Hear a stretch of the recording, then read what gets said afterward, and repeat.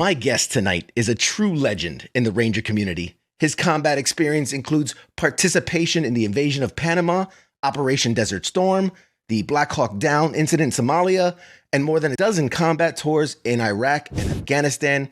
He's received many medals as recognition for his service in the U.S. Army, including many for valor in combat. Post-military, he's an award-winning author with 6 books in print, the host of the incredibly amazing Unbeatable podcast, which is where our paths crossed, and so much more. Guys, I'm super excited to talk to my guest tonight. Please give a warm welcome to our very special guest, the Ranger legend, Jeff Struecker. Everybody, that's you. Awesome to be with you, man. How you doing, bud? I'm good. Hey, I just want to tell everybody who's tuned in tonight, CQ is the only guest that I have invited back a second time on my podcast. The only guy, because he's that awesome. I appreciate that, man. I appreciate that. You know, that's a huge honor for me, man. Like, I can't tell you how many people reached out to me when they heard the first episode, and they're like, "Oh my God, you were on Unbeatable," Yeah. which I'm like, I posted about it, I talked about it, so it tells you how little people listen to me. But when they heard me on your podcast, that's when I was a big deal. So thank you. And now I feel like I'm a pretty big deal by being on your show tonight. So it's all good. God no. You're slumming it with us low lives out here. We appreciate it, man. Absolutely. Okay, that's cool. So typically, and we were just chit-chatting, and I said, you know, typically we talk to actors, directors, comedians, all these different people. So my first question is always, what's your connection to the military? Because, and for those at home that don't understand why I do that, this is a perfect reason why. I've always felt that when people leave the military, there's often a disconnect. There's often a sense of loss. You don't fit in. You don't feel like you connect. That people don't get you.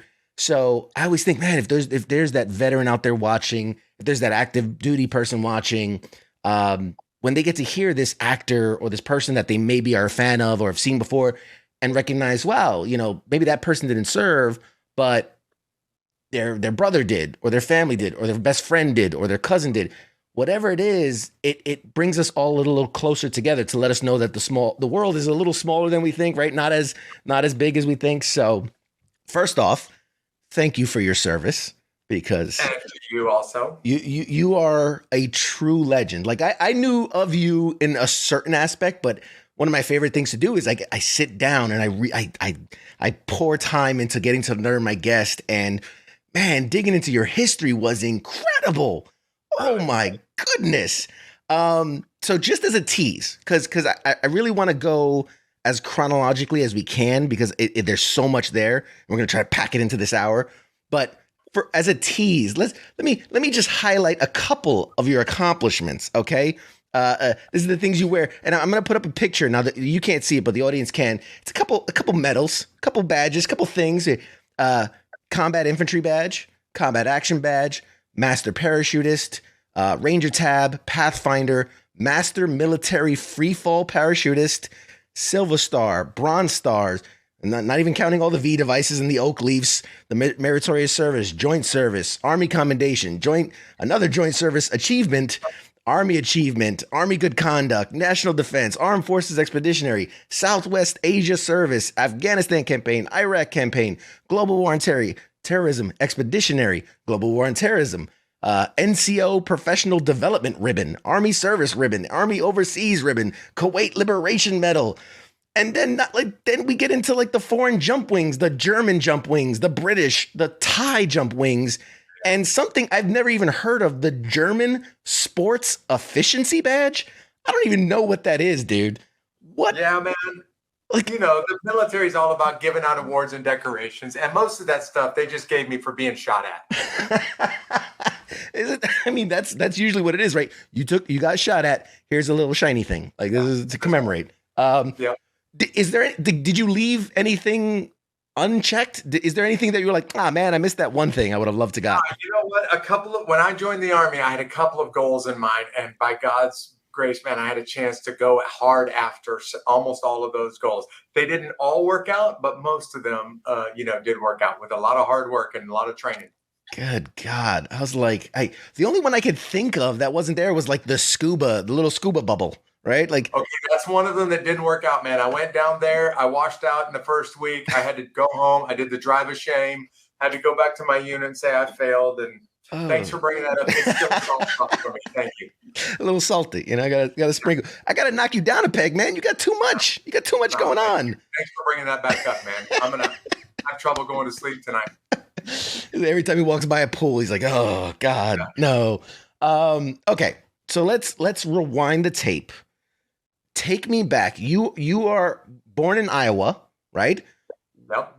And you enlisted at 18. So give me a quick synopsis of the first 18 years. Who was Jeff pre-military? Yeah, my parents divorced when I was pretty young. I lived with my mother, and the only reason that's important is because my mom struggled to make ends meet, so she moved every time there was a better job offer. And I don't mean once or twice, 22 times before finishing high school, 4 high schools in 3 states. Some school years, I moved 2-3 times in the same school year. And at 18, man, I didn't have a future, didn't know what I was going to do with the rest of my life. So I went to a recruiter while I was still in high school. That's kind of why I ended up in the Army. So you enlist 1987, 18 years old, infantryman. Well, why Army? Why infantryman? Yeah, I didn't have anybody in the military steering me in that direction. But I walked into a recruiter's office one day, kind of on a whim, still a senior in high school. And I just asked, hey, what's the toughest job in the Army? I didn't even know what I was talking about. But this recruiter was really, man, CQ, sometimes the recruiters are going to try to sell you on, hey, the cooks, those are the toughest guys in the Army. But this dude was just straight up with me. And he was like, hey, Jeff, the hardest job in the Army is the Airborne Rangers. And you're probably not going to make it. But if you want to give it a shot, I'll see what I can do. And that's really how it went, man. It was just, I walked in totally ignorant. And this guy took good care of me. Yeah. You said you didn't have anybody steer you towards it. I think what it should have been is if you knew someone in the military, they would have steered you away from it. They'd have been like, that's. Well, my grandfather served in World War II. And after I enlisted, he's like, Jeff, whatever you do, don't volunteer for anything. I was like, hey, Granddad, I already volunteered for the Army. I volunteered for the infantry. I volunteered for Airborne. I volunteered for the Ranger. I haven't even started yet, and I've already volunteered for all of those. He's like, what are you thinking, man? Oh, God. So, okay. So you go in. Did you do Airborne right out the gate? Did that run? Yeah. Okay. So it was basic AIT Airborne Ranger? Yeah. Back in the day, it was just bam, bam, bam, straight into the Ranger Regiment. And that was my first assignment in the Army. Good Lord. That is a grueling, 6 months of just training, just nonstop. Wow. Okay. And you went on to serve about 10 years in the 75th Ranger Regiment, positions ranging from Ranger Reconnaissance Specialist to Platoon Sergeant. Fast forward a little bit, you're involved in the invasion of Panama in '89. Yeah. What can you share about that time in your life? Well, here's something that you guys will find crazy. I moved so many times before joining the Army that I didn't really have a place to call home. I mean, sometimes I didn't live in one spot for more than 6-8 weeks. And then I joined the Army, and they leave me in one assignment for 10 years, literally. Showed up as a private. I left there 10 years later as a platoon sergeant, and I was like, good gracious, man, I've never lived anywhere as long as I've lived somewhere in the Army, which it's supposed to be the other way around. But right. I'd been in the Army a couple of years when we were getting ready to invade Panama. And, I'm in the Special Operations Unit, which means everything that we do is clandestine.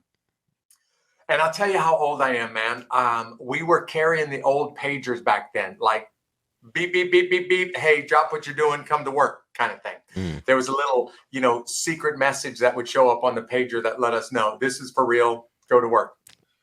So in the summer of 89, the relationship between the U.S. and Panama was starting to get strained. And I'm telling you that because the pagers went off, man, 5 or 6 times over a 6-month period. Stop what you're doing, rush to work, pack all of your stuff up. We're going to get it ready to go to war. We're going to invade Panama. Then at the last second, it just got turned off again. And that happened again and again. And I was starting to get frustrated with it. Like, I'm just over this. Spin me up, get me all excited, and then send me back home. And on December 17th or something, December 16th, the whole unit was supposed to sign out on Christmas leave. I'm getting ready to sign out the next morning. Everybody else is getting ready to sign out the next morning, like at first light the next morning. And at about 11 o'clock at night, the pagers go off. And I'm like, no way. This can't be. They can't be playing games with us. But in my mind, I knew this one's got to be for real, because all of us, the big boss has got his leave form in, like I've got my leave form in, like nobody's going to jack around with all of those leave forms. So sure enough, I show up to work and they're like, hey, Panama again. And this time it's for real. And I ended up going down there about 24 hours before the invasion began. The Ranger Regiment provided the search and rescue force for the whole invasion. A handful of us showed up 24 hours before the invasion, and then kill Panamanian Defense Forces and capture the country's leader, Manuel Noriega. That was our mission. Wow. And in that order, like kill the PDF, capture the president. I mean, I can't imagine that feeling in that moment. And we already got a couple comments coming in, so let me just get to them now. The trolls are out at it today. No, everybody's super impressed. Everybody is blown away. Jim said, "Man, even Jesus has to salute you." So there you go. And Pete likes to mess with me. So he goes, "All right, between the two of y'all, who has more medals?" I'll give it to you. I mean. Definitely CQ. I mean, no. First of all, now I think. Oh, you said medals. I thought you meant masks and movie paraphernalia on the wall behind. Right. Medal in the body. See, I think CQ wins that one. Medal in the body, medal on the body. I'll tip my hat. But I would like to say, like, we should compare, because remember, I only did 6-7 years before I got injured. So maybe if you take that chunk of time and you weigh the average. You probably had a good lead on me by year 6. It's fine. I was that guy who had 2 awards on my chest for the first 5 or 6 years in the Army, and I'd already been to combat twice. Yeah. Nick's out there. Hey, Nick. He says, "I don't want to brag, but I have an Army service ribbon. No big deal." So, God bless you guys. You guys are awesome. Nick. Hey, solid. Got to have a sense of humor about these things. And Mark, I think Mark is saying hi to you, Jeff. He says, "Good to see you again. I met you at Eagles Landing Church." Oh yeah, Mark. Yeah, I was there just a couple of weeks ago. Hey, Mark, what's up? There you go, man. You got fans, brother. You got fans. People following you. Don't. I'm on your show. You can blow smoke, but on my show, I'm here to lift you up. Okay. All right. So let's jump forward a little bit. 90, 91, Operation Desert Storm. Walk us through it, man. What's going on? Yeah, so this one was a bit different, and every combat operation, since Vietnam, the Ranger Regiment kind of kicked things off. And that was the plan going into Desert Storm. But at the last second, Desert Storm became very much an air campaign, and then tanks and armored personnel carriers. And the Ranger Regiment got pulled back. In fact, the war had kicked off, and we felt like, man, did we miss something? So it was we were a long way into the war before the Ranger Regiment got sent over there. And I went over there to do this big mission on the border of Kuwait and Iraq to drive Saddam Hussein back out of Kuwait, back in the day. Saddam Hussein did in Kuwait what Putin is doing in Ukraine right now. And the whole mission was to just push him back out of Kuwait. And that's really where the operation ended. What we ended up doing back in 2003 is going back over there and doing version 2.0, which was really, you got to depose the guy. Was that one? Yeah. So my goal or my job in Desert Storm was go provide reconnaissance for a Ranger battalion who did this big mission on the border.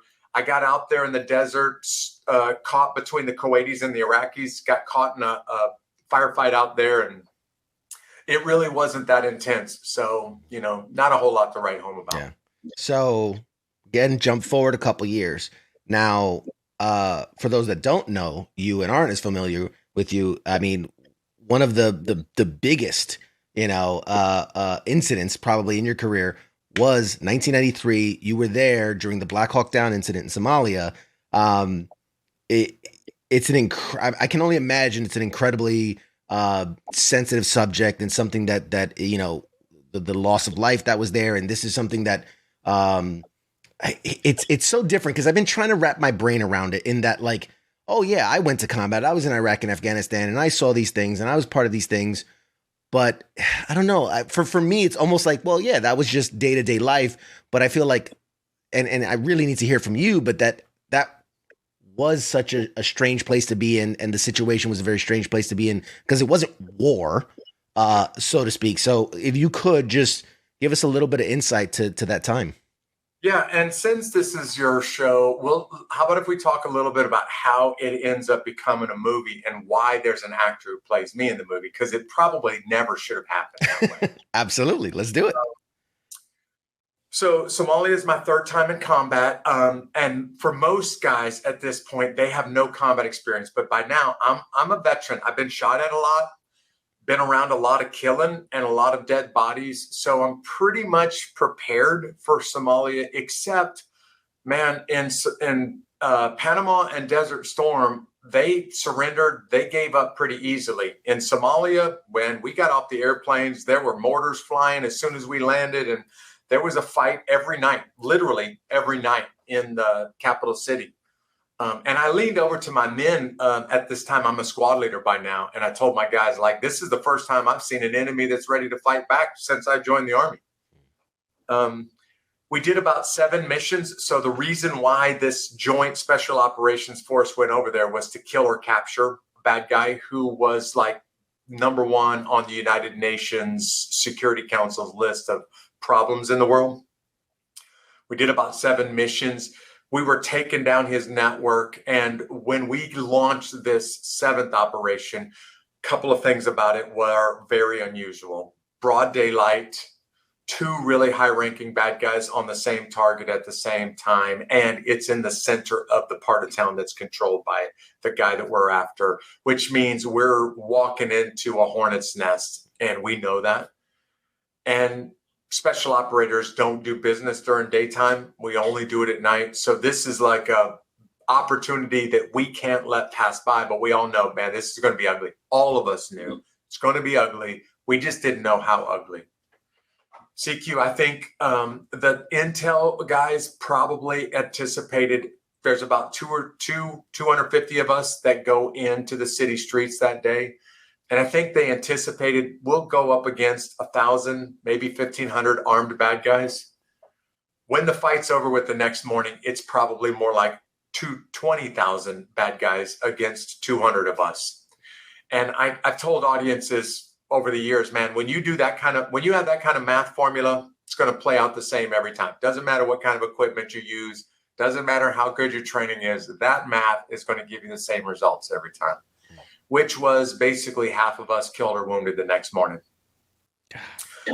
Now, I rolled in the city streets leading the Humvees. Most of the assault force went in by helicopters, and the plan was keep the Humvees about a half a block away from the target while the helicopter force goes in. They take the target down, and then when the target's taken down and the bad guys are secure, we'll roll the Humvees the last half block up there, grab everybody who went in by air, get on vehicles, and get the heck out of there as fast as we can. And it just turned into a mess right away, man. Blackburn fell from a Black Hawk as soon as the birds were going in. 30 minutes into it, I'm already on my way back, taking a critically wounded Ranger, and in the middle of it, get into a firefight and get the first KIA of the task force. And then 30 minutes in, Black Hawks start going down. And fun fact, we've got 6 Black Hawks that are carrying troops that day. 5 of them get shot down. 2 of them crash in the city. The other 3 are able to crash in United Nations territory. So we don't have to do the rescue mission to get to them. But almost everything that we had in the skies that day got shot down. If they all got shot up, most of it got shot down. Wow. That's kind of the 18 hours later, 9 o'clock the next morning, I'm the last Humvee making it back into the base when the whole thing, when the dust settles and the bullets are done flying. That's my part. Yeah. That and just real quick, we got a comment from King Smith in the chat and he says, that looking at that kind of intel, like that's sad. Like that but it's the reality. It's the reality you that don't know what you're getting into. I mean, nobody knows what you're getting into. You know this until you get into it. exactly. And Jim also says it's so hard to explain to people that like this was our job. Like we're nothing special. We didn't do it like this was just what we do. It's day-to-day operations, the difference of what's a legend and what's not is like, well, what they decide to make a movie about it, because I mean, I'm sure you're the same. I've been in dozens of firefights where, I've seen amazing things and heroic things and guys do incredible things that could easily be books and movies, but they're a bunch of E1s and E2s that can barely read. So nobody's going to write about it. No. I kid. So I'm curious because I do at this point kind of want to separate what is the event and then what is the movie based on the book, based on the event. Yeah. Okay. Good. What? But you fill us in. So here's how this whole thing went down. I had this personal policy. I'm in a special operations unit. My identity is very secret. And at this point, I've been in the Army for 6 years, almost 7 years. I have never done a news interview. And my personal policy is I just don't talk to the media, period. Lots of cameras in front of my face. I push my hand up to the camera and tell them no comment and keep walking. Because I'm trying to protect my identity and I want to stay in special operations and I want to stay, hidden. So the movie, the battle's over with. Man, I could spend the next 2 hours describing Black Hawk Down, but I'll just tell the listeners that movie is very, very accurate, but it doesn't even come close to the real violence. Like, man, you would be throwing up in the aisles of the movie theater if they even got close to the real violence. So I'm glad that the producers and the directors didn't make it as violent or even try to make it as violent as the real deal. Yeah, it's a hard thing to walk, right? Because you want to. I mean, this is not a documentary, right? This is trying to bring to light events and to show the horrors of conflict and the things, but to a certain extent where it can't be triple X rated because there's heads flopping off and things. So that's a hard rope to walk on. But go ahead, continue. Well, hey man, you may not be aware of this. The Army. At first, the Army wasn't happy about Black Hawk Down the book being made into a movie. There was some argument. And by the way, if you look at the beginning of the movie, it doesn't use the based on a true story. There was a lot of argument between the Army and the movie studio about that. They changed the language to based on actual events because the Army said, you're going to make this on a true story. You got to follow every detail. But when the arguments finally settled, the Army decided, if you're going to do this, we're going to do this right. And so here's what we're going to do. We're going to send real pilots. We're going to send real helicopters. We're going to send real Rangers. We're going to send real people that are still on active duty and still doing the thing over there to film this movie for you. The Army dumped $2 million into that movie. And hey, there's a scene in the movie where a little bird helicopter flies in the city streets and lands in the city streets and picks up one of the guys that's at the crash site, Dan Bush. The pilots that flew those scenes in the movie were actual helicopter pilots from the same unit that flew in Somalia. And the guy who flew that scene in the movie actually did that in combat. Wow. Same guy. Yeah.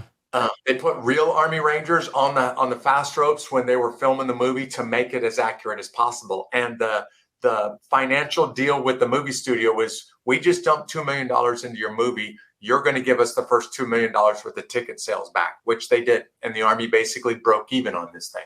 Wow. But I mean, and I hesitated to say this because we talked on your podcast and we talked about, obviously it was about me and why I joined the military and all these different things. How awesome you are. And well, everybody knows that. But so I'm not gonna lie. When I was gonna have you on, I said, I haven't seen Black Hawk Down in a while. I haven't watched it, so I'm gonna sit down and watch it again. And a thought struck me while I was watching it. Struck me. I get it. There you go. But no, as I'm sitting there watching it, I realized, oh my God, this movie came out in 2002. And in January of 2002, this is a couple months after 9/11, it hit me that this movie inspired me to join the military. And I'm sure a lot of people out there like that. But I don't say this because you are my guest today. I wish I would have said this at some point well before we met. But your character, again, based on what really happened, spoke to me. It hit me in a way that when, like, if this had been pre 9/11, I'd been like, oh, awesome movie, badass, cool explosions. But after 9/11, it hit me and it spoke to me in a way that, like, I want to do something. And there's a scene in the movie where your character, you just got back, and I feel weird calling it a character because it's it's you, the things you did. Yeah, the actor who plays me, sure. Yes, but the actor that plays you, he gets the convoy back the first time they drop Blackburn off, and he's gonna go back on the kid Thomas. Is unsure if is he gonna go, and you give this rousing speech and like is what we got to do, and like it reminded me all these years later as I went, oh my God, I saw this and I thought, like, I should do something. I should, and it was that kind of lived inside me. And then obviously also at that time there was a lot of pro army advertisements and like sign up, enlist, fight for your country and things. So thank you. Because your story, the things you lived through inspired me to join the service. I would have never thought to join, really, if not for Black Hawk Down and these events. But so yeah, sorry, I'm making this about me all of a sudden. That means the world to me. Thank you for saying that. And I'll go back to the interviews in just a second, but I think I should say at this point, they had filmed the entire movie before the planes hit the trade centers. And the movie was on schedule to be released like late 2002. And then September 11th happened and they fast tracked it. And I think they were done filming like June. It usually takes a year and a half to get a movie ready to release. They went from June and it was ready to release in December of 2001. And it was in theaters they had presented it to the Motion Picture Academy in December 2001, and it was in theaters in January 2002. And thousands of guys and gals joined the Army because of Black Hawk Down. And I don't mean because of Black Hawk Down. It was just they used the timing of that event to launch. This movie launched kind of a movement, but it was actually people were just looking for something, and Black Hawk Down happened to be that thing. Yeah. Absolutely. Oh, it spoke to it spoke to a generation. It absolutely did. I was at the right age. I was at, obviously a kid from New York City looking for you want to put your fist through a wall, but you don't know how and you don't know what to do. And this, it's crazy to me all these years later. When we talked about it, I didn't even put the pieces together, and it was sitting down to watch that movie again that it all came rushing back. And I went, oh my God. Okay. Well, I was in Riga. Listen to this. I was in Riga, Latvia a couple of years ago, speaking to their entire officer corps for the Army. And I don't even remember how it worked out that I was speaking there, but somebody said, hey, they want you to talk about Black Hawk Down. And I'm like, man, Black Hawk Down, the movie came out a long time ago. This is halfway around the world. They don't even speak English. They were like, look, they just want you to talk about Black Hawk Down. So I was like, okay, guys, just humor me for a second. How many of you have seen the movie Black Hawk Down? Every hand in the room went up. And I was like, are you kidding me right now? And they're like, no, man. Everybody has seen that movie. Everybody in the military, even foreign militaries, everybody's seen that movie. They all know that movie. Yeah. Yeah. No, He's not happy, man. There are a few movies where I'm like, man, you can tell the time and effort it went to get the story right. I think, Saving Private Ryan, even though it's not based on true events, they really tried to do justice for that time. Black Hawk Down, and then The Outpost, which just came out a few years ago. Too. Yep. So good. And we actually had the director, Rod Lurie, on. If you guys haven't seen that episode, go back, watch it. Great episode. But yeah, there's so few that can really nail it. And I'm curious your thought. And there's a couple comments that I want to get to. So guys, we're going to get to it. But I'm curious your thought. there are lots of movies, and I'm thinking American Sniper. I'm thinking, like Black Hawk Down, where we get to see these truly incredible, maybe once in a lifetime of service kind of events, but they're not the typical military experience for most people. So I'm curious when you talk to people, because obviously that's the height, right? That's for a ranger, for an infantryman. That is the adrenaline rush. That is the goal. That is what we've trained for. That is our Super Bowl in that moment. Yeah. But that's maybe 2% of your service for some people, maybe 1%, maybe less.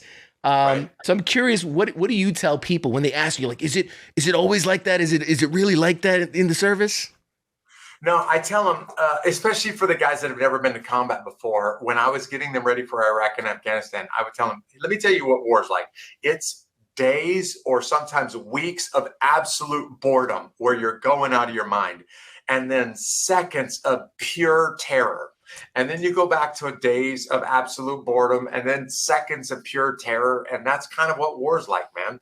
It only lasts for in my case, a very short period of time. Most guys, very short period of time.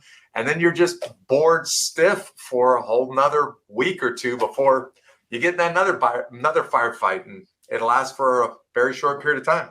Yeah. If you know what you're doing, it lasts for a short period of time because there should be a lot of dead people on the other end of the barrel. There should be a lot less ammo to carry back and a lot less bad people on the other side. Yeah. And we got a couple comments from Daniel. That movie showed the Rangers perfectly for a quick reaction force. For Delta operators, awesome movie. Josiah says, I read The Outpost and enjoyed it, including the movie. Heath wants to know, I can answer this from my research, but I'll let you. Heath wants to know who played his part in the movie. And did you have any input into that character? Yeah, the guy who played me, they kind of selected him for two reasons. He had already played a ranger in another movie, never played a live character before, but he was a pretty accomplished actor by the name of Brian Van Holt. And he did a lot of training with the Ranger Regiment to prepare him for this movie. But then he reached out to me personally before they started filming. And he was like, hey, Jeff, I'm kind of freaking out about playing a living character. So can we spend some time together? Can we talk? We spent about a day together before they left to film the movie. And then the whole time the movie was being filmed, he would reach out to me it was filmed on location in Morocco. So he'd call me from Morocco and say, hey, got this scene tomorrow. What was going on? Why did you do what you did? And I'll tell you, man, the guy absolutely nailed it. He really did, man. He did a great job. I don't know. Okay, I read this, and I don't know if it's just happenstance, but you guys were the same. Are you just about the same age? Born the same year? Which I thought was funny because I guess, well, he would be older in the movie technically than you were in real life, but whatever. I just find it funny. And then I thought I saw like he was born in Iowa as well. I don't know if that dude, my mother said when she saw the movie, and by the way, I didn't even talk to my family about what happened. So many of them didn't even know I was there until the movie came out. And then they were like, what? But when my mother saw the movie, she said, he looks like you, like more like you than you look like you. I was like, well, thanks, Mom. Yeah, that's gotta be weird. From John, he says, it's mind blowing when you realize how long ago the real events of the movie were based and when it happened. I mean, at least we forget, this is 90s, right? This is to tell you, I'm an old man. You look great, by the way. You look phenomenal. So do you. Incredible. I mean, I'm really 25. I look terrible now. Yeah. Let's see. Joshua says that movie almost made me leave the fire service and enlist into the military. So again, a lot of people, man, it meant something, and at a time that was so crucial. And I'm curious because I always have this thought to myself. What I went through is pretty traumatic and heroic and blah, blah, blah, whatever. I don't care. But if they were to make a film or a series or something about that incident, or even if it was maybe the deployment in a whole where that was just one of the incidents, I don't know how I would feel seeing someone portray me. I don't know. Like, how was that for you? What is that feeling like? Yeah, that was rough. Okay, so let's go back to the interviews for just a second, and I'll be quick about this. Sure. We come back from Somalia. My battalion commander calls me in his office, and he says, Jeff, tomorrow morning or tomorrow night at X time, you're going to be in the conference room and you're going to do an interview about Somalia. And I was like, no, I won't, sir. I don't do that. And he's like, I don't think you understood. I'm not asking you. I'm telling you, you're going to go do an interview. So I show up in the room, just me.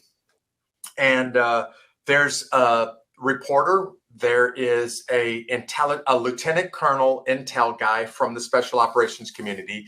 And there's a World War II Medal of Honor recipient in the same room, just me.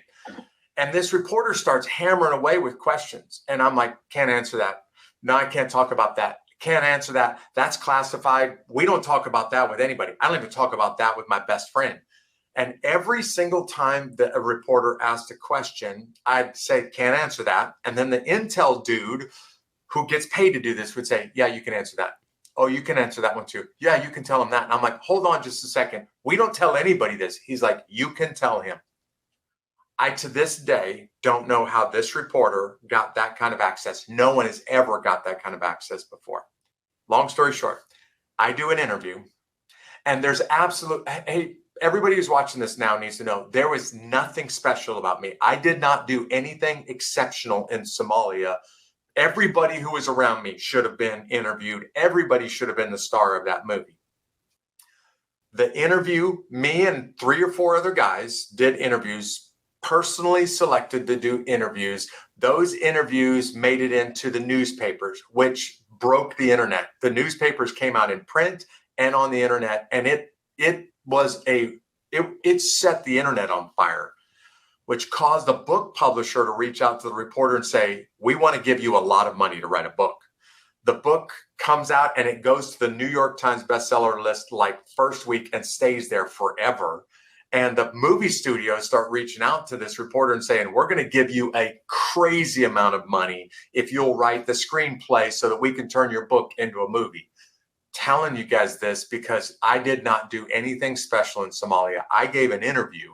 That interview is the reason why there's an actor who plays me in Black Hawk Down. I didn't do anything better than my friends or the buddies that were to my left and to my right. Well, I just did an interview. Yeah, no. And I coming from a guy that I've uttered the same words where it's like, I didn't do anything special. I did more or less the same exact thing everybody else did. We're all just trying to get home alive, That's right. Protect our guys to the left and right. Yeah.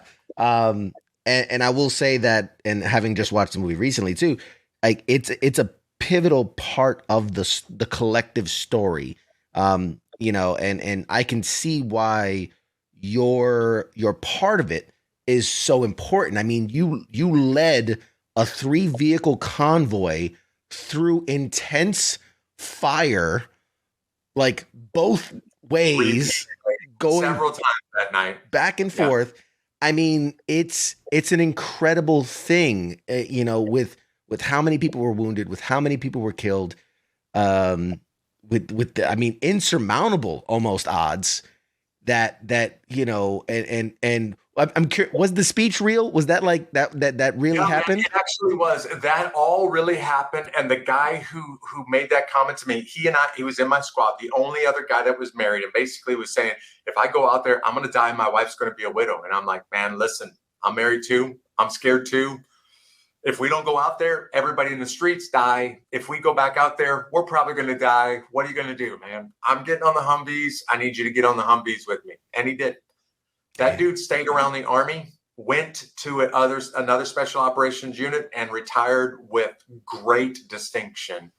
And I didn't say anything rousing to him. I was just acknowledging, man, I'm scared too. But it's times like these that separate the men from the boys, man. Yeah. And being courage doesn't mean you're not afraid. In fact, it's kind of insane not to be afraid. Courage is when you step up and grab your balls and you do your job even when you're afraid. That's real courage. Yeah, you have to turn off that I don't want to say will to live. That's the way wrong way to say it. You have to turn off that self-preservation turn off part. that voice in the back of your head that's saying, don't do this, don't do this. You have to shut that thing off. Yep. Yeah, you have to just go and attack. By the way, Jim says, and I'm assuming he's commenting on your looks. He says you look like you're about to go into a phone booth and come out as Superman.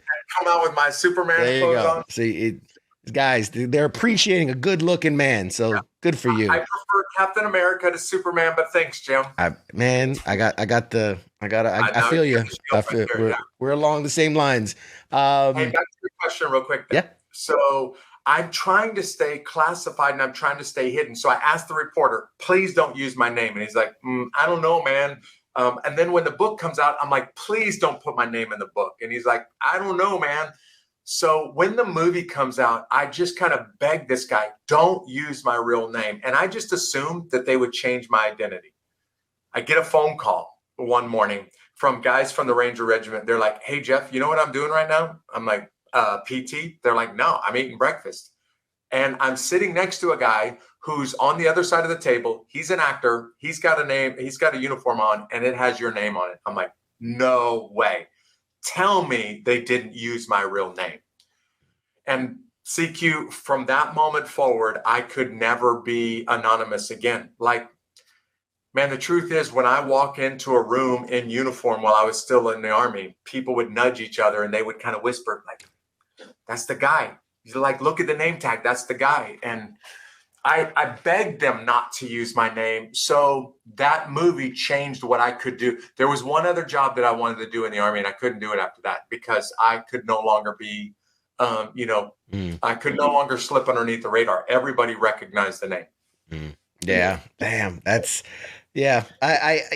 was a question I was going to ask about, following that natural progression, right, of infantry, ranger, and then, into the special forces and things. But it makes sense when an event like this happens and you become as known as you are, that kind of defeats the whole clandestine operations. No more being clandestine after that. Like, everybody recognized that's the dude right there. Oh, wow. So a couple more questions just about the event itself. And you touched on it, that, your voice is the first one to really utter out that, like, we've lost somebody. There is a KIA reported. What is that?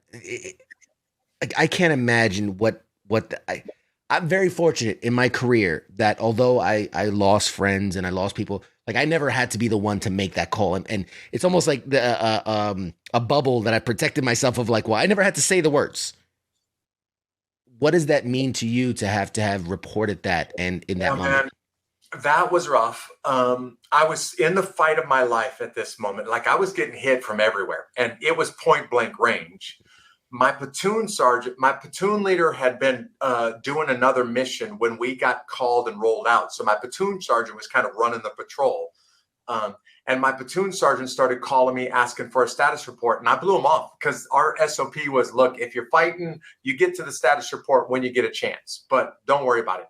So I just like, hey, man, I'm in a fight. I'll get back to you when I get back to you. And he just wouldn't let it go. So he kept hammering away, just like the movie shows. He just kept hammering away. So just to get him off my back, I was like, hey, man, I got one guy who's down and I'm still fighting for my life. Leave me alone. Let me do my job. And he just wears me out on the radio. So just to get him off my back. And you know what a combat, the network sounds like in a combat operation, man. There's 50 voices going all at the same time on the same network, having lots of conversations. So I told him, listen, man, Pilla's dead and I'm in the fight for my life. And I threw the handset of the radio down. I'm in the Humvee. And at that moment, I got a little speaker box. So I'm listening to the whole fight go on. And the entire radio net went silent, just like the movie. Like, literally everybody stopped talking. And I think what I just told the whole task force is, this thing is deadly serious. Like, hey, man, we were really good and, about as good as you can get against those numbers. But now when I said Pilla's dead, I think everybody listening to the radio said, uh-oh, it's probably going to be me next. And there was this long pause over the radio. And then slowly the conversation picked back up. But for me, it was just get my boss off my back so that I could keep fighting. I mean, I'm fighting just to make my way back to the base. Yeah. And I didn't want to make that call because I just didn't want to tell everybody he's dead. I figured you guys will figure it out when you make your way back. But when you say dead, everybody's, man, it's, everybody focuses in on that word. When you say dead, I didn't even use KIA. Our SOP was to call out a line number instead of using the last name and to say KIA or there's an eagle down instead of saying dead. I didn't have the time. I'm just fighting for my life. So I was like, Pilla's dead and I'm busy. Threw the handset down. And something you said too, and I think we can speak honestly here, and hopefully people at home just understand there's two combat guys just talking it out. And having war stories.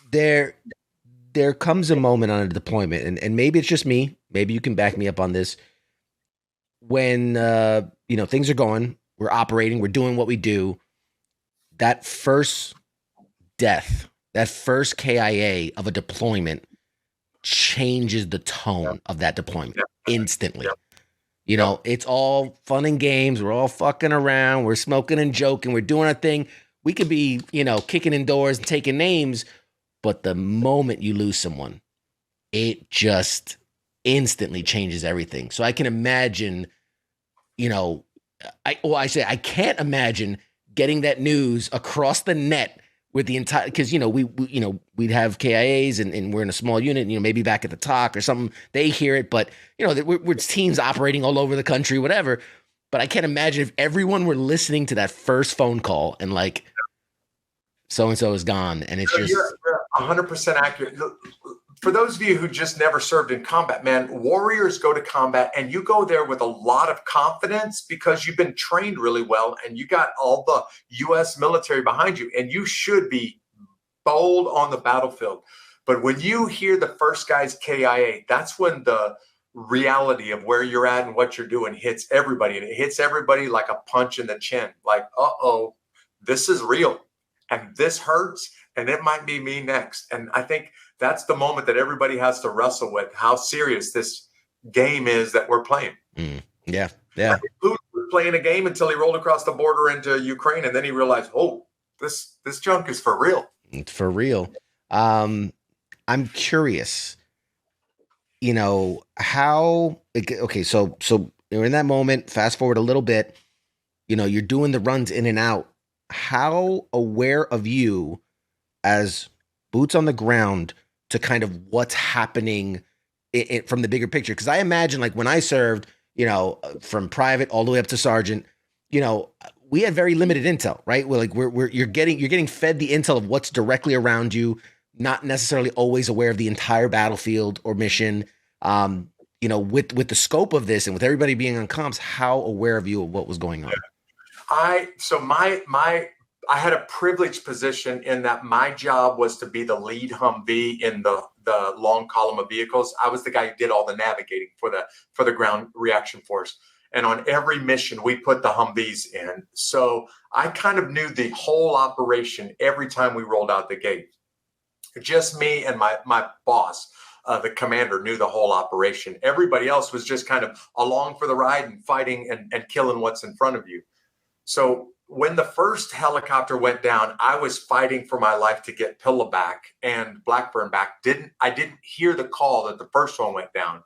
I make it back to the base. We've already put the search and rescue force in at the first crash site. And then the second Black Hawk crashes in the city. Mike Durant's down.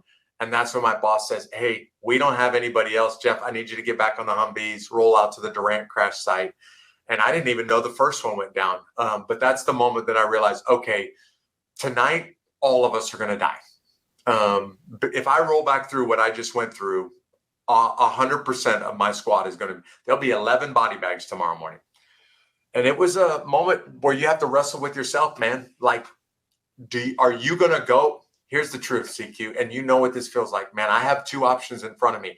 I can go into the corner, curl up in a ball, stick my thumb in my mouth, and cry like a little baby, which in truth is what I want to do. Or I can mount back up, get on those vehicles, roll back out there, and certainly die, but die with my boots on, doing what the country's asked me to do. So I took option 2. Yeah. And not just me, but my buddies had the same choice.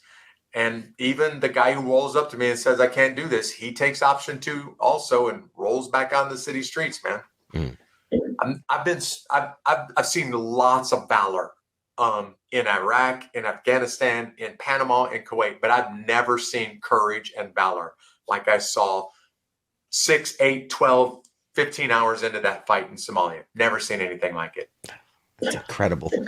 Because everybody knew, man, I'm rolling back in the city streets with just my rifle against 20,000. There ain't enough bullets in my magazine to win this fight tonight. Damn, and obviously I served in Iraq. I served in Afghanistan, and we fought the enemy, but I watched that, and I think of, we were fighting against these, like, the guerrilla tactics, and they're hiding and popping up, but it's like I can't envision, like, seeing a wall of people coming at you, and like, but with intent. You know what I mean? With nothing but intent to end your life. And that it was basically the opening scene from the movie Saving Private Ryan for 18 hours, man. That's what it was. Everybody in front of you just wants to kill you. Hey, by the way, just to honor you, that picture that's on the wall behind me is helicopters going into an LZ in Afghanistan and dropping guys on the side of a mountain, man, just to honor you. Oh, I appreciate it. Thank you. And the last question about this, and my God, it's already been almost an hour. Hey, tell you what, I'll go a little bit long. Maybe we'll save some time for a few questions that come in from absolutely. Yeah, if you guys have questions, by all means, for Jeff, put them in the chats and we'll get to them. My biggest question is, after all this settles down, and this event is over, you've sat back, you reflected. How do you reconcile? How do you go, okay, back to the office? Like, how do you go back to service and not, did you consider leaving? Did you consider hanging it up? No. We got an unprecedented offer. The guys that were over there fighting, most of us got killed or wounded. When we got back, check this out, Ross Perot Jr., was running for president of the United States, and he made a phone call to our unit, and he basically said, anybody who wants a job, I'll give you a job right now making a lot of money. Anybody who needs help and are not getting the medical treatment that you need, I will personally pay for whatever you need.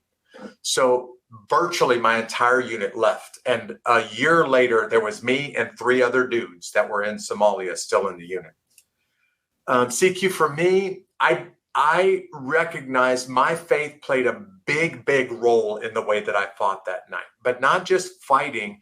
The next morning, when all of my buddies were really torn up inside about what just happened, I was at peace. I was at peace, like, hey man, God chose to spare my life.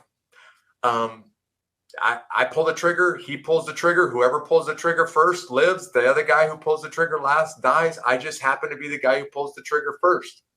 And I didn't wrestle with what happened in Somalia, but I watched all my buddies wrestle. So the short answer to this question is, the day after the battle was over with set me on the course to become an Army chaplain. I never considered it at all.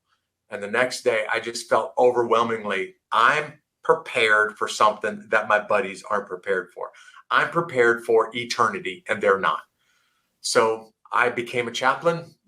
Did 10 more years in the Army, almost all of them with the Rangers, did one long tour in Afghanistan with the 82nd, and then the rest of them, 9 deployments to Afghanistan, 5 to Iraq in those last 10 years, and all of them with the Rangers. And just looking them in the eyes and saying, guys, I know what it feels like.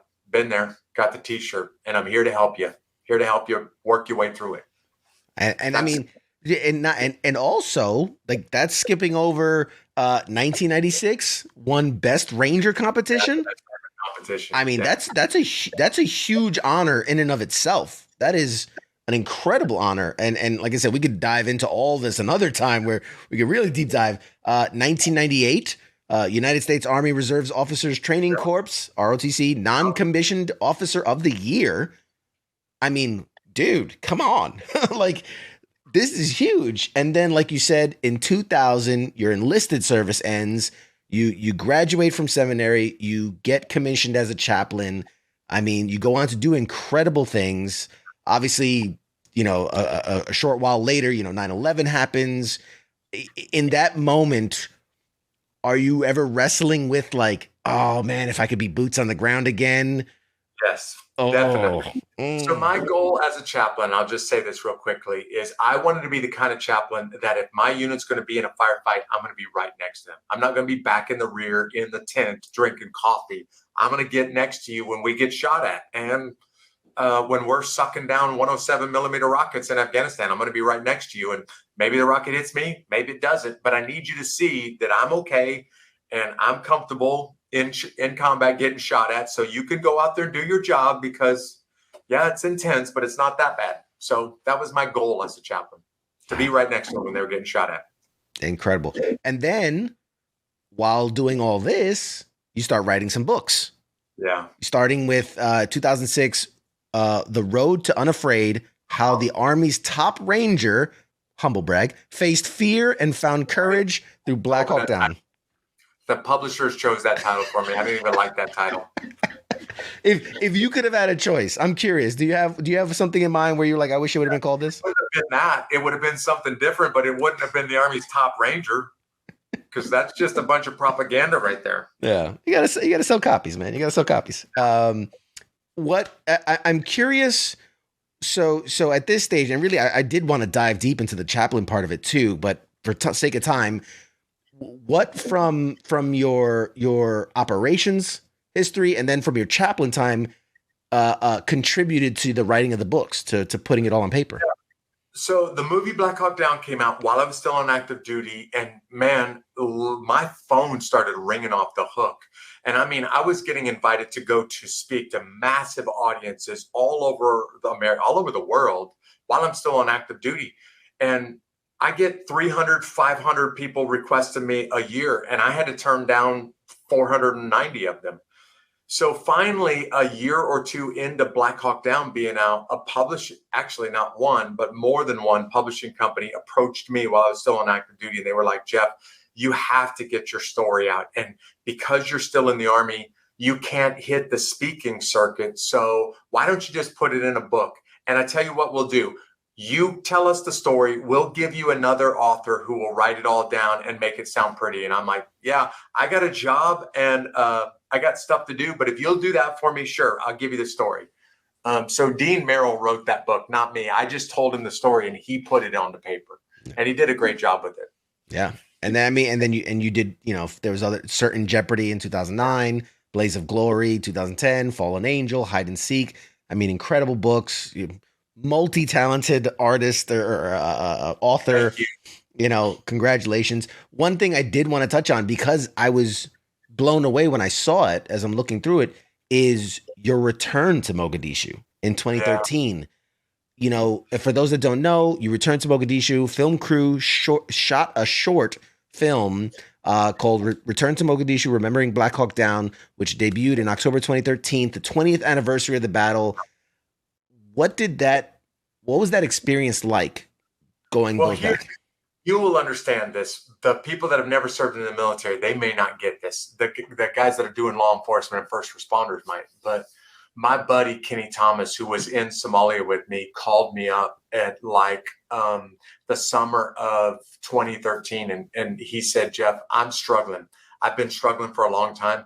I need to go back to Somalia and you need to go with me. And I'm like, dude, are you stupid? That's the most dangerous place on earth. And we don't have a Ranger fire team with us. What are you thinking? And he's like, Jeff, I'm not kidding you, man. I need to go because there's something that I'm wrestling with and I need you to go with me. And CQ, you'll appreciate this, man.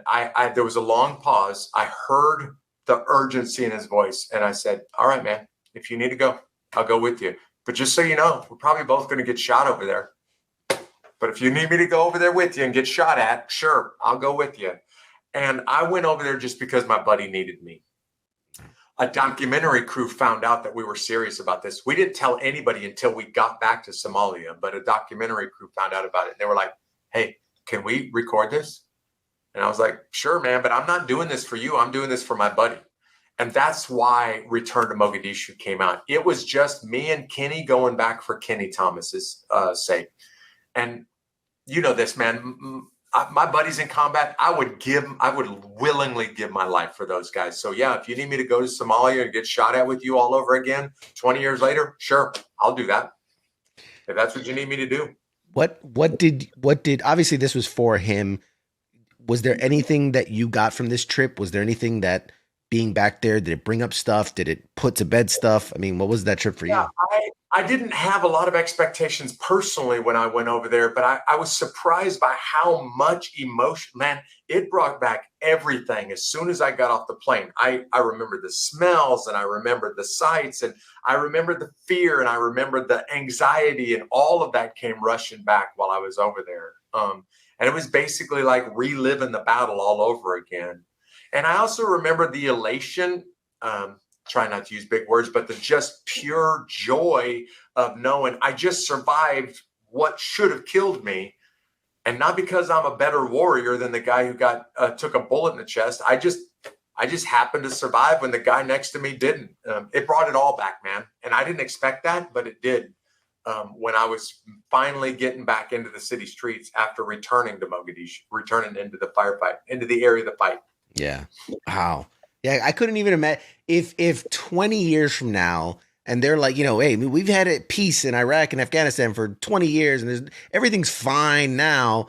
I still don't know if I could do that. I'd go back in a second. Yep. I'd go back to Afghanistan and Iraq. In fact, there's a valley in Afghanistan. I'd move into that valley. It's so beautiful. If that just wasn't full of Taliban and Al-Qaeda. Best scenes, best rolling hills and sunsets. Yep. And it's beautiful country. I will give you that. And we got a few more minutes because I don't want to take up too much more of your time. 2017 rolls around and you're inducted into the Army Ranger Hall of Fame. Like, A, kudos, but B, like, what does that mean? That's huge. That's next level huge. What does that mean to you? I don't get it, man. The guys that are engraved in stone in the Hall of Fame, and they literally engraved the names for the Hall of Fame in stone. These are the guys that I have grown up. They have been my heroes my entire adult life. And I just looked up to those guys. I didn't want to let their legacy down. So when I first started hearing you're being considered for the Hall of Fame, I was thinking, well, surely not me, man. There's a lot better guys than me to put in the Hall of Fame. And then when they kind of notified me before the official information came out, like, hey, man, the voting was done and you are definitely going in. I was like, I don't get it. It doesn't make sense to me because there are other guys that definitely should be in the Hall of Fame, not me. And to this day, CQ, I don't understand why it's me. I think winning Best Ranger, and I think Black Hawk Down had something to do with that. But I don't deserve to be in Black Hawk Down, and I just happen to be one of the guys. I did Best Ranger enough that at some point you're going to win if you just keep after it long enough. So I don't know, man. I still don't understand it. I really don't. It's an incredible thing. I think, I by no means am I in anybody's Hall of Fame anywhere, but I've won a couple little. Unbeatable Podcast Hall of Fame, being the only guy to appear twice, man. God, you keep beating me to it, but but as I say, like I've been lucky enough to be given awards for different things, but I get where you're coming from. I feel the same. It's almost this sense of like fraud, like I'm just a guy that went through a thing and came out the other side, and yay, ticker tape parade. Like I don't get it. I don't. I don't want to become, I'm trying to be cautious personally. I don't ever want to become the guy that says, hey, everybody, I don't know if you heard about me, but I'm a pretty big deal. They call me Ron Burgundy. I don't ever want to become that guy. So I want to remind myself, Jeff, all you did is get shot at. I kind of want to remind NFL superstars, like all you do is throw a football for a living. So you're really not that big of a deal in the grand scheme of things. And Jeff, all you did is got shot at. You're really not that big of a deal in the grand scheme of things. Yeah. Yeah. I've got, I truly believe in that, the heroes are the ones that didn't come home. You know what I mean? Like that. I think we all can get behind that. I do want to touch on Unbeatable, the podcast. You've done the infantry thing, you've done the ranger thing, you did the chaplain thing, you did the book thing, you did the speaking thing, you did surviving hell thing, and you're like, well, screw it, what's left? Let me do a podcast. Like, where did when did that germinate? Well, I'll tell you how Unbeatable happened. In the middle of COVID, man, everybody worldwide was just sucking it up like a punch in the gut. And many people just didn't know how to handle it. And I thought, one of the things that Black Hawk Down gave me the chance to do is I meet people all the time that have these incredible stories. And like you, CQ, they're willing to share their story with me because they heard about what I went through. So they're like, hey, Jeff, can I tell you what I went through? And I'm like, man, these guys and gals that I talk to when I'm in the hallways or after I'm done speaking, their stories are much more impressive than mine. And then I just decided I want to motivate people. And the way that I want to motivate people is I want them to hear the same stories that I hear. And I want people to hear, if a guy like CQ can do it, then maybe I can do it. Or if a gal like this lady can do it, then maybe I can hang in there. And my whole goal, COVID is really what brought this on. It was to just say, I'm going to give you story after story after story of people that were just knocked down and kicked while they were down. And they got back up, dusted themselves off and said, I will not give up and you will not beat me. And I'm just trying to create, and I call it the unbeatable army, man. I want to create an army full of people that say, you can't beat me because I won't quit. Oh, that, and I'm speaking for you at this moment and going like that, everything you've done, like that's a legacy to leave behind, to leave behind a world better than you left it, to say that there are people who, whether it was my words or something I did or someone I brought on that touched them and set them on a path to living their best life, not necessarily thinking anything good for me, but living their best life. Like that's a legacy I can get behind. Just so people know, I'm having the time of my life. I'm spending my own money like crazy to do this podcast, but I'm having the time of my life just hearing, letting the world hear these stories, man. They're incredible. Stories like yours.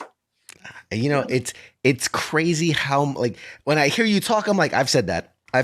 Like, there's so much that we have in common, man.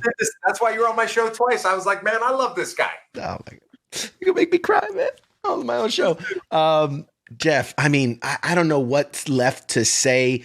Tell the people, where can they follow you? How can they stay connected? Promote your stuff. The floor is yours, man. Just go to jeffstruecker.com. I mean, I'm on all the social media channels. You can find information about me out there, but the central clearinghouse is just jeffstruecker.com.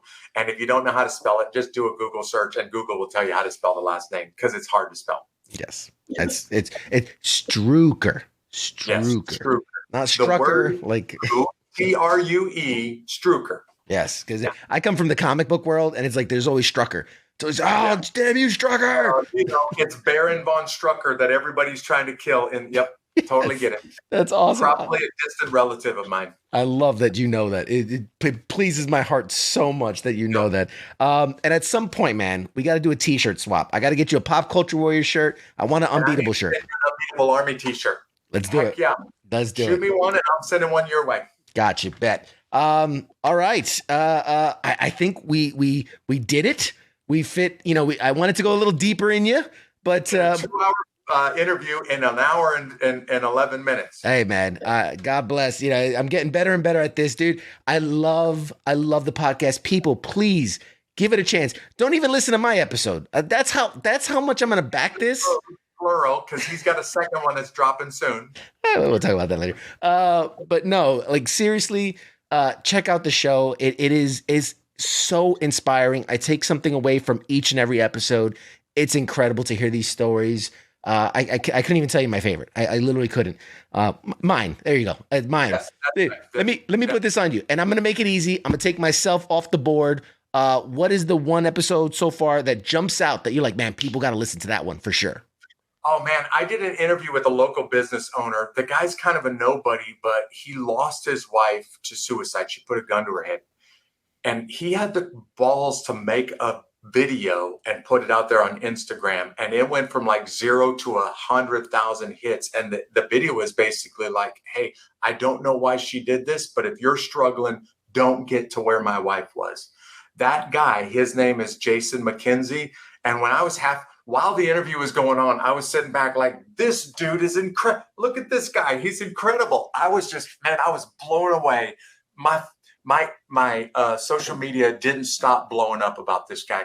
And he's the kind of guy that you could be standing next to him in the grocery store aisle, checkout aisle, and you would never know that's what this dude has been through.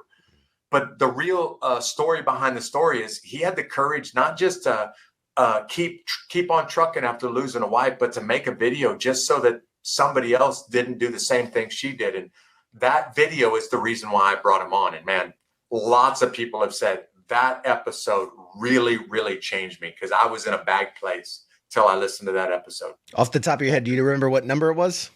No, but I do want to say, CQ, you're number 2 on the list. So lots of people said, man, when CQ said that medic threw himself over you to basically become a human shield to you, it tore a lot of people up when you mentioned that on the show, man. Yeah, it's and it's funny watching Black Hawk Down. There's a scene where they're in the room, they're working on the guy, and then a rocket comes in, and the first thing the medic does is throw himself over the body. And I went, oh my God, it's like I'm reliving it. And it wasn't a medic in my situation. It was actually another infantry guy. He was a combat lifesaver, so he trained to do a couple things. But again, just one of the guys doing something. What a dude would do. That's what we do. Without thinking. But Jeff, this has been, such a good night. I knew I was going to have so much fun talking to you. You were awesome. The audience, by the way, I just kind of stopped, but they've been throwing love your way all night. We didn't have time to read it all. You got to figure out a way to get together personally and be on the same stage at the same time sometimes, CQ, because I would love to do that with you. Dude, you call anytime, I'm there. Anytime you got something and you want me there, I'm there. No questions. Sounds good. Guys, this has been Jeff Struecker, and he's awesome. Check him out on Unbeatable Podcast. I'm going to toss to a quick break, and then we'll be back with more show right after this. Go ahead, Jeff. Say goodbye, Jeff. All right, everybody. Great to be with you tonight. All right. We'll be right back. Shots.